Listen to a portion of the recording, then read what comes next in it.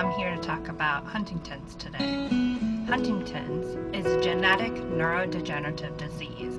Huntington's disease is caused by a genetic defect in the chromosome 4. This causes a certain part of the DNA strand called CAG to repeat itself more than normal.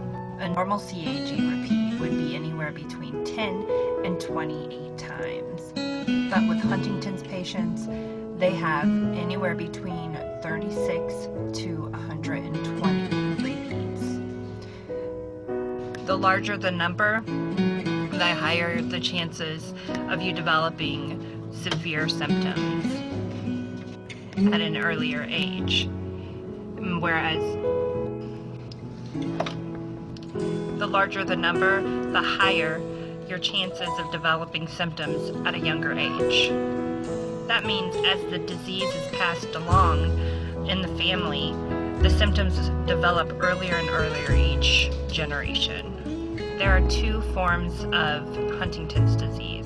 There's the common one, which is an adult onset, and the uncommon one, which only 5% of Huntington's patients have, and that's juvenile HD. Adult HD, Huntington's disease, develops in the mid-30s to 40s, whereas juvenile HD usually occurs at a very young age and up to teenage, about 20 years old. Huntington's is hereditary. That means if one of your parents has the gene, then you have a 50% chance of inheriting that gene as well.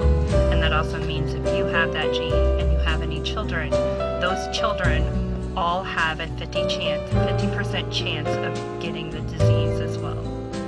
But in that, if you don't have the gene and you didn't get it from your parents, then you can't pass it on ever.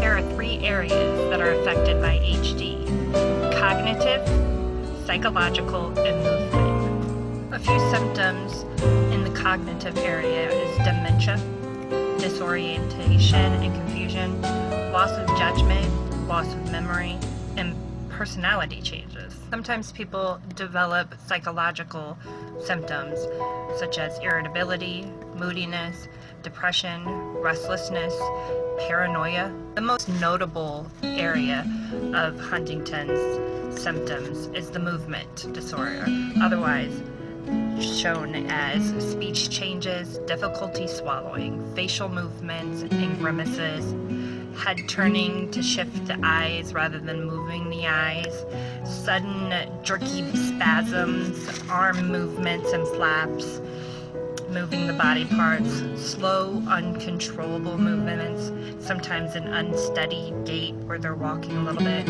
or even almost like prancing where you kind of tiptoe crossed. There's no cure for Huntington's, and there is no way to stop the disease from getting worse. Physicians offer medications to help reduce the psychological aspects or the movement issues, but ultimately the disease will still progress, and eventually the person's going to need assistance, supervision, and most likely, inevitably, 24-hour care.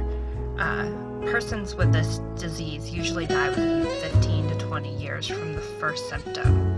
Cause of death is often the result from injuries of falls or choking. Although that's not the best part to leave this out on, that's really the ending of it. And if you have any other questions, please contact me and leave your comments below, and maybe ask some questions that I didn't offer here, or give me some ideas of what you want to hear talk about. I'm going to be here trying to give you guys more information. So if you share, I'll share. Bye.